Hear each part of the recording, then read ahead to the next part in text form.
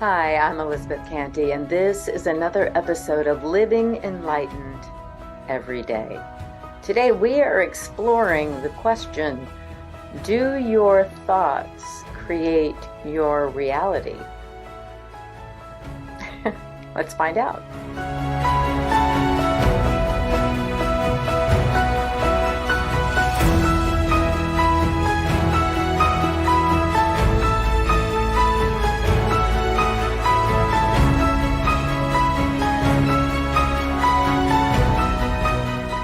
So today we're exploring how, or even if, our thoughts create our reality. And that's because I get this question quite a lot. Are my thoughts creating my reality? Sometimes I get, do thoughts create reality? Sometimes I get all kinds of different ways of kind of saying the same thing, but it's a little different. So my answer's different sometimes. When we're talking about reality with a capital R, no, thoughts don't create reality. Reality is. Reality is that which was never born. It will never die. It is changeless, formless, eternal, timeless, spaceless. It is what is. It is isness. And so that never changes. It is sometimes called God, spirit. It is infinite possibilities. It is unconditioned love. It is peace. It is all that there is, and it is no thingness, or the void, or zero in Ho'oponopono. And so when we are able to think of it like that, do our thoughts create reality? No, reality is. So when we're talking about, and I do have been a lot lately because I have had a lot of thoughts coming into um, my awareness. I am aware of my thoughts, that which is aware of these thoughts that are coming across the screen of my mind. And of course, even as I say that, it's not like thoughts are different than the screen of my mind. And it's not like the spacious awareness that I am is different than the thoughts. It's oneness, but it's only a way of being able to talk about it with you guys, right? Otherwise, we would all sit in silence, and that would be lovely. That would be awesome and amazing. But somewhere there's a question, do my thoughts create my reality? Do thoughts create reality? So, going back to my little image of, for me, thoughts have been coming in lately that I haven't been thinking of because, well, thoughts of relationship, being in relationship. I haven't been in a partnership in quite a while. Before that, my son was sick for a long time and he was in high school, and then just getting him into college, and now he's happy and healthy.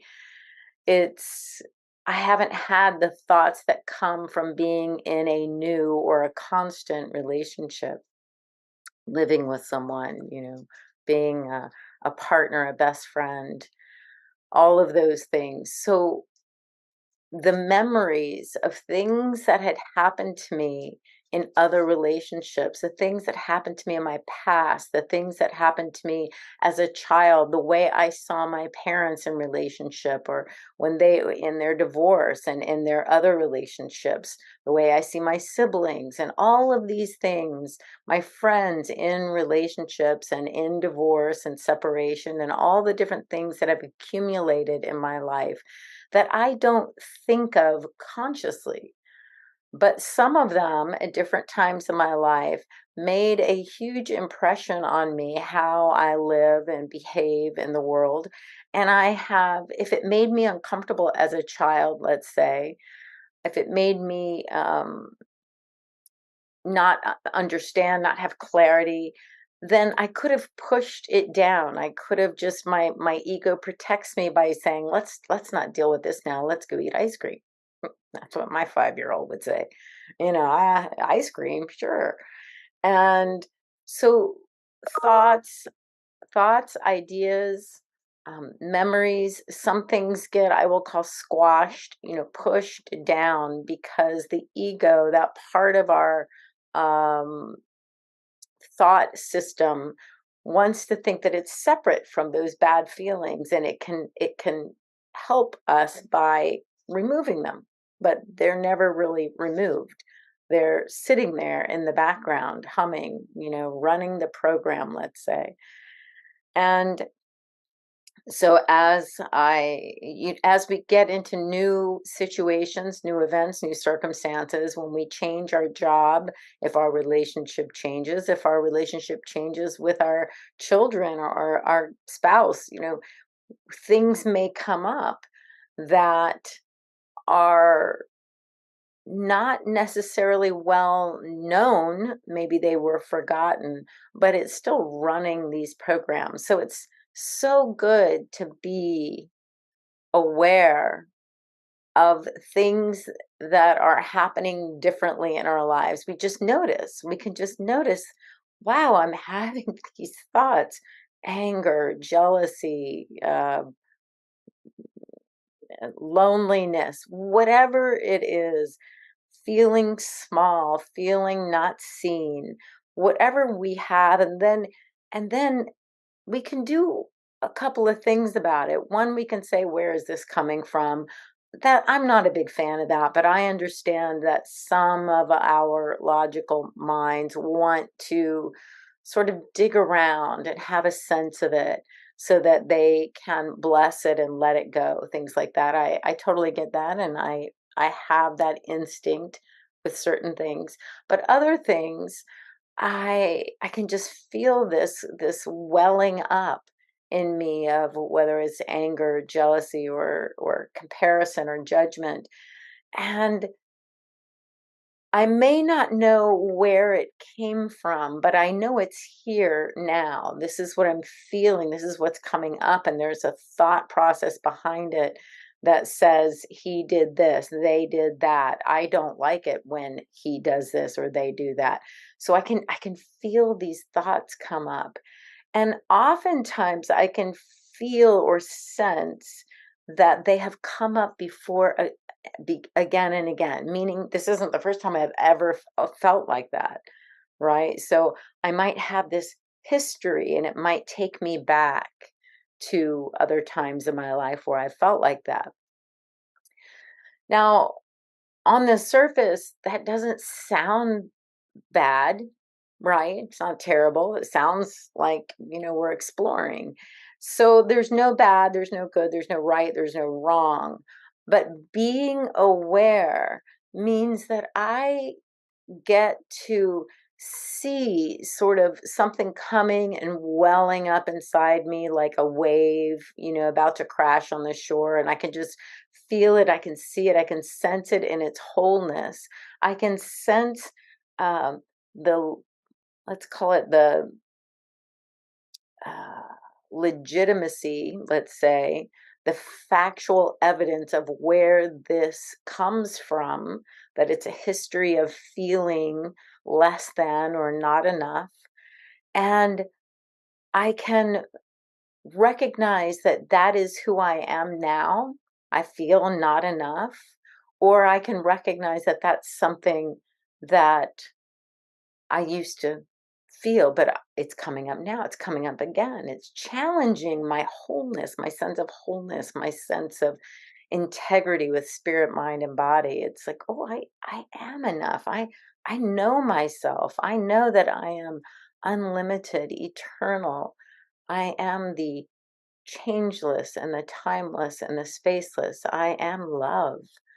Therefore, there is no lack within me, but this feeling of lack that I'm bringing through this history of circumstances and memories and beliefs and ideas of what it should look like or could look like or I really want it to look like. Um, I can just see that play. It's like a play. It's just like a drama that's taking place on the stage of my wonderful mind.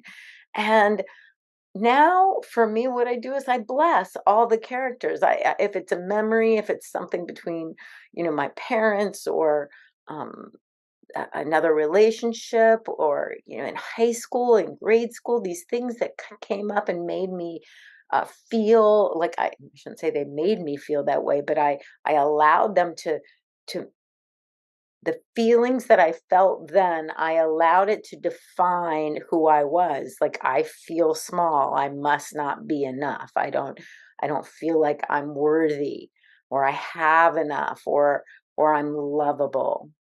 So any of those things, I'll say all of those things, come up and we think that, and I'll use me, I thought that is who I am.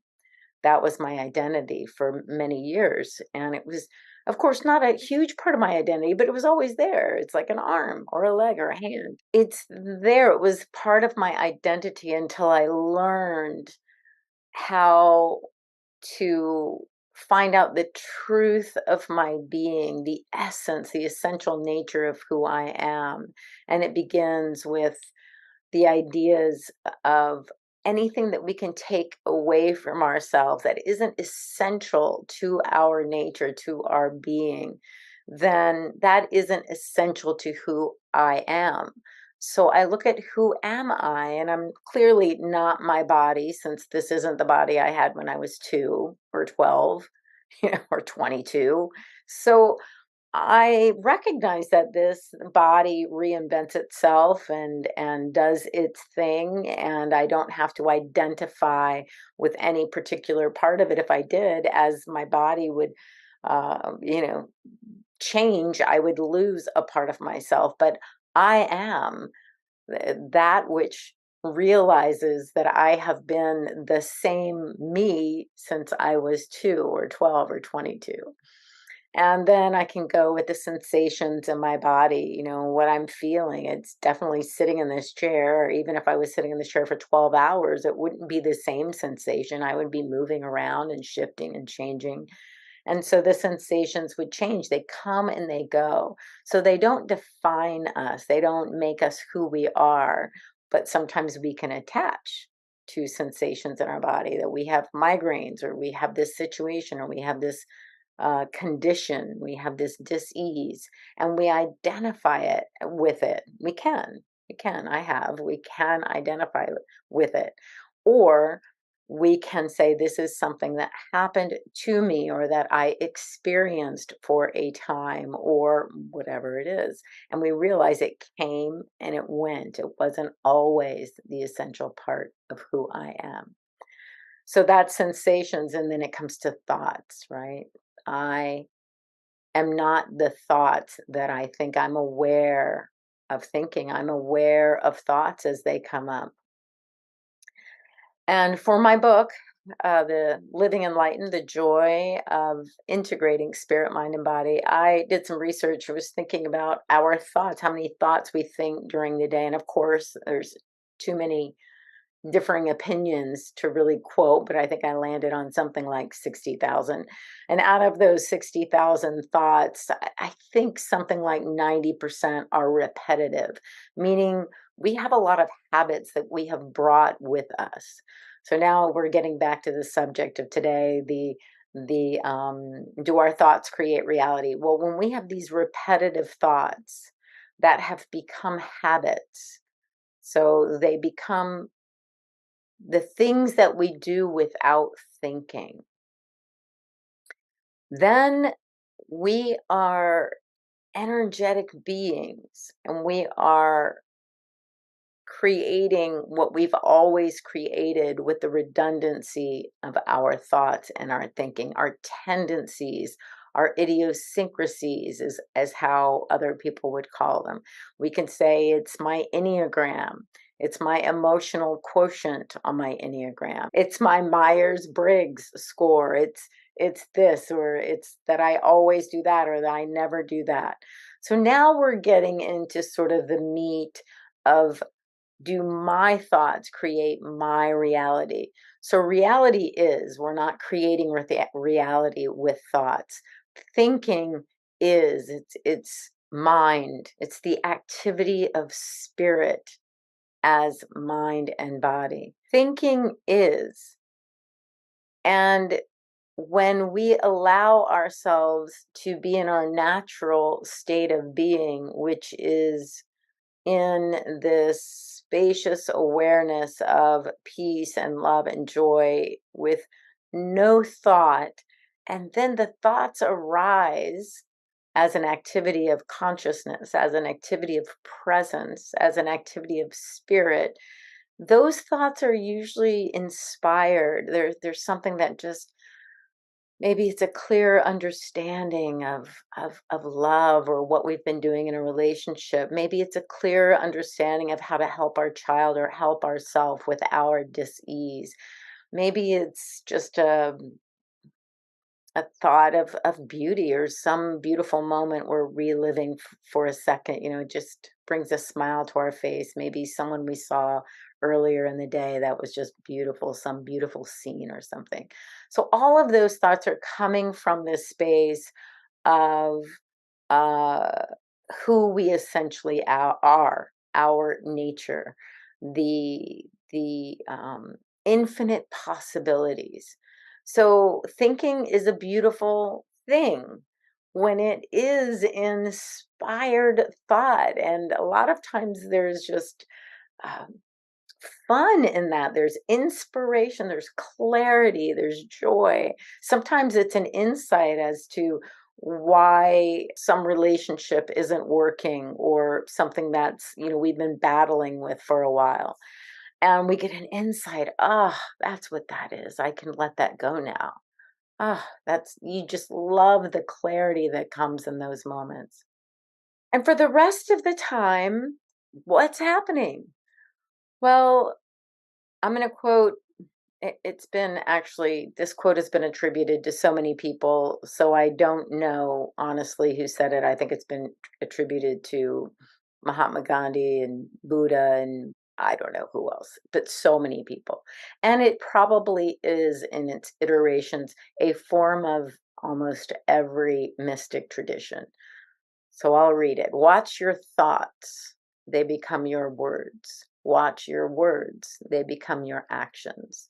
Watch your actions, they become your habits. Watch your habits, they become your character. Watch your character, it becomes your destiny.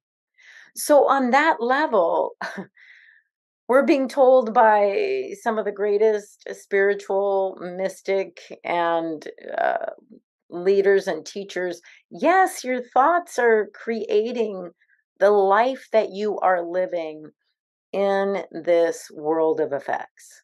So that would be, the repetitive thinking that is coming from usually those old programs that, at least for me, they are about self-worth and not being worthy and not feeling like I am enough, not feeling like I was good enough to make the cheerleading squad, or I was smart enough to make the advanced classes, or I was fast enough to make the first team relay. Whatever it is, and then we had those experiences as a child, and if our parents weren't really adept at handling them, which I don't know whose parents are, but it wasn't me or mine.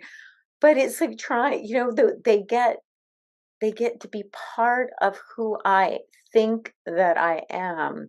And therefore, that begins to become my words, even if I don't say them out loud. If I don't get the promotion, I think, what was I thinking? I was never going to get that promotion because I don't have enough education. I didn't have enough training. I missed my opportunity last summer when I was out for a month with COVID. It's like we will fill in all the reasons why we aren't good enough or that couldn't have happened. And those are almost always from these programs that we're playing. So that's why I am such a huge advocate. And I really enjoy finding new ways and new ideas of really releasing thoughts as they come up when they're not serving me. And like I said, the only time for me that it feels like my thoughts are really serving me, that like they're really fun and inspiring and I'm going to say the word sincere. I don't know how a thought can be sincere, but it feels deep. It feels connected to source. When it's fresh, it's a new idea and it just feels exhilarating. But the old ideas, I'm not enough, I don't have enough, I can't be enough, I'm not pretty enough, I'm not smart enough, I'm not good enough. Um, those aren't serving anyone, and especially ourselves. And so they are our words, even when they're unspoken, even though we would never say to someone, I'm not good enough. We could have that thought that's alive, it's living in our mind, and we just push it down again. We push it down. And then these words become our actions. Well, maybe I just don't apply for the next position. Maybe I just don't apply the next time because I don't have the the faith in myself that the same thing won't happen. So now I'm in this repetitive pattern and I'm in my mind creating that it's going to repeat in my future. So they affect my actions, these thoughts. They become our habits. At some point, we all know people who just seem to shrink right before our very eyes. They just get smaller and smaller. Their world seems to just get smaller as they try to control everything in their world so that it makes them feel good. They're not open, they're not exposing themselves to life with the knowledge that there is nothing out there that can hurt me. There's no weapons of destruction you can make that can take anything away from who I am. So those are two very different points of view. The contraction into trying to control things so that I feel better about myself all the time. And Mickey Singer's made a living writing wonderful books about this. Uh, the Untethered Soul and The Surrender Experiment, just beautiful books. He has a new one out now. But it's this idea of just contracting and controlling and, protecting ourselves because of these programs that are running in the background, sometimes even in the foreground. And it's the difference between just saying, I know who I am, unlimited, unbounded. I have never been born. I will never die. There's nothing that can hurt me. So why not go for it? Why not put myself out there? If I fail, I fail. If I am wrong, I'm wrong. If I could do better, I will. Because I can see it. I'm not projecting this failure or this fall or this mistake onto the future because I've got a clean slate, relatively clean as I can get it right now. And then if I added another experience, I clean that up. I clean it off. I start again. That's like that being born every minute of every day, born again. That means being born without those limiting ideas about ourselves. And it doesn't mean we don't have physical limits or mental limits. I mean, I'm not a math whiz. I'm not going to start being one tomorrow because I have no interest in it. Really, if I wanted to, maybe I could tap into my untapped source of mathematical genius. But I really have no interest. That's not my game. So that's we may have physical limits, but that doesn't limit who we are. Who we are has never been limited by any of our physicalities, by any of our mental handicaps, by any of our we're just not limited beings. We are not limited. We are unlimited. We are eternal and timeless. So that is what makes us open to new situations and to feel that sense of joy and awe and wonder like a child at new situations. And it's being born again in the next moment. It's letting go of the past. It's letting go of how we thought we were treated or how we thought things were. And they're proving now that the way many of us, and I probably should say all of us, but the way most of us remember things anyway isn't how they actually happened. Like one time, my son, we were driving home from the beach and we just had to go around this corner. And right as we went around the corner, I remembered I left my cell phone on the bumper of the SUV. And so we ran out of the corner. I'm like, oh, I bet it's there. And I turned around and went and looked for it. And it was right when I remembered that I had left that cell phone on the bumper of the SUV. And my son was probably about 4. And it wasn't quite in the middle of the intersection where I would have liked my phone to have fallen if I had a choice. But it was in this very awkward place. But him being 4, and he was very precocious 4 or 5-year-old. You never knew what was going to happen with that one. It's like he might sit and stay. He might run. He might, do a dance and leap for joy. I never knew. And so I was thinking out loud, should I bring you with me? Would you sit here and watch mommy as I go into the intersection? Would you let me go get my phone? You'd be really safe here. And I just realized as he's staring up at me, it's like, no. So I took his hand and we went into the intersection, picked up my phone and walked back on the light. It was a busy intersection, but people could see me. And so he told the story probably 4 years after that, when he's 8 or 9 years old. He told the story that I made him go into an intersection to go get my phone. And I'm like, what? Are you kidding me? That's what you remember? And of course, it only took a second for me to say, "You know me. I'm just one step away from being a helicopter mom. Like, you think I'm gonna send you out into a street to pick up my phone?" And he just looked at me and he was like, "Yeah, you would never do that ever." And I probably wouldn't let him do it when he was 20. And it's just like he just thought, wow, like where did he get that memory? It was a piece of what had happened, but not even close to what happened. So now we're starting to realize how that, child mind held on to things and squished things and transmuted things, and how, as an adult, we can really just embrace the beauty of our ego, of our finite mind, the wholeness and oneness that we are, and we can step into the essential nature of our being, the truth of our being, that we are spirit, emanations of God, and allow that stuff, it's just thought.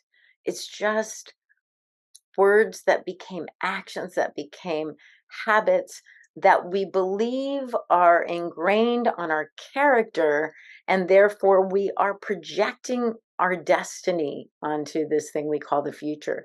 So yes, that can happen. Buddha said, if we don't change what we're doing, we will get to where we're going. It's like if you don't change course, that's where you're going to go.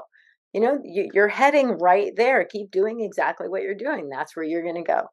If you're depressed, if you're angry, if you're upset with the world, if you're upset with the weather, if you're upset with the car that broke down in the driveway, or the fact you don't have one right now, it's like you're just going to keep being upset. Just keep being upset and be upset at the next thing and be upset at the next thing. Most people who are like that, they don't wonder why they're upset all the time. They know why. They can tell you why. They can give you the litany of reasons why they're upset all the time, right? But someone else going through walking in those same shoes would see beauty or grace or love or joy or peace, or at least they would just be in the moment, allowing what is to be. And that would be their destiny, is being free in a moment to experience what was present in that moment. A smile, a glimpse, a raindrop, a snowflake, whatever it is. So there. Have I helped that at all? Do thoughts create reality? No. Reality with a capital R is. It's the isness of being. It's life living itself always. Life is the unchanging essence. It is. But how it shows up as us, these wonderful, interesting characters, these bodies and minds and personalities, that if we hold on to what is lacking and limitation, in other words, the things that are not true of our essential nature, if we hold on to them as um, thoughts, words, actions, habits, character, then yes, we're creating that destiny. And the same is true in the what I would say is like a beginning stage of spiritual investigation, and that is change your thoughts. Change your thoughts. If you are one of those people who's, always has a hard time waking up on weekdays because you're going to work and you're not happy with work and you're not happy with the car and you're not happy with your lunch and you're not happy with the air conditioning and you're not happy with the heat, like hmm, notice the things that you're resisting that just are. That's the way it is in that building, the air conditioning. That's the way it is. And the car, unless you win lotto tonight, uh, the car is going to be the same car you wake up and go to work in the next day. So maybe you do a gratitude practice, maybe some idea for forgiveness comes up, maybe just resting in spirit through meditation comes up. In other words, change your thoughts, change your life. Yes. So in that sense, our thoughts are creating how we're feeling as we're living this life.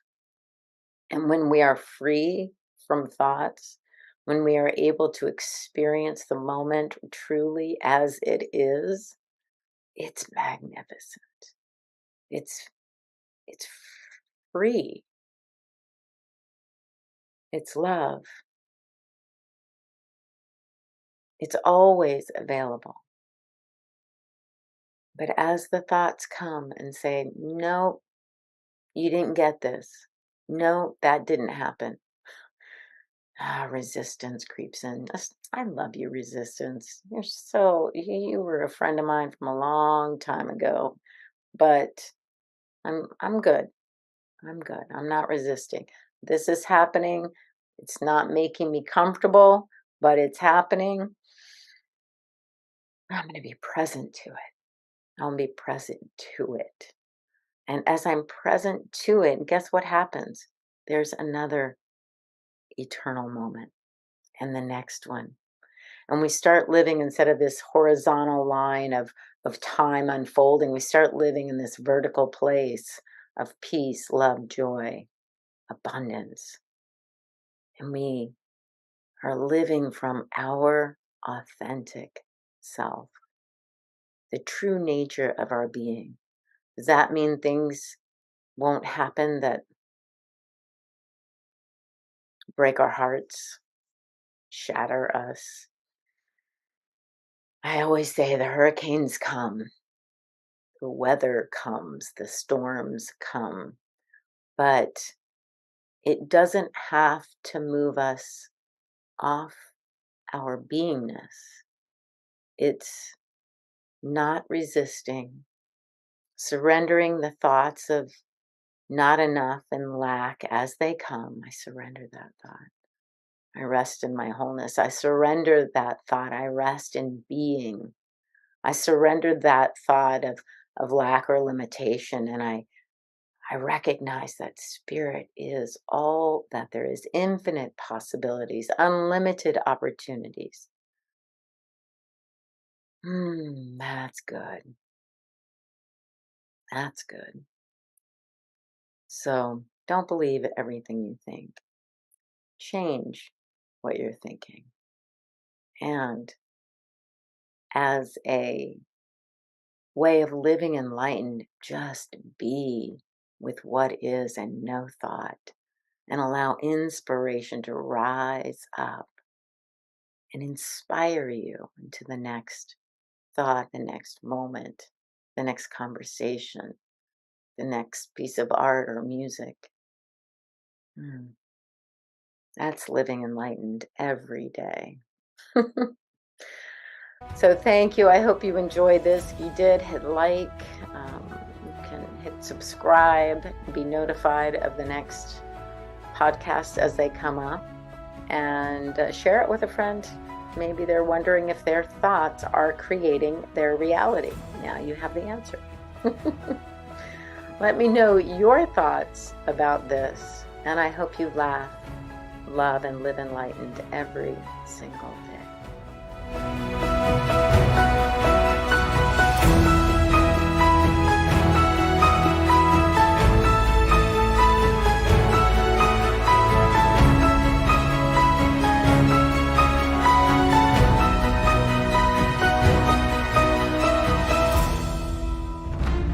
Thanks for watching. Join us again next Tuesday at 7 a.m. Mountain Time for Living Enlightened with Elizabeth Cantey.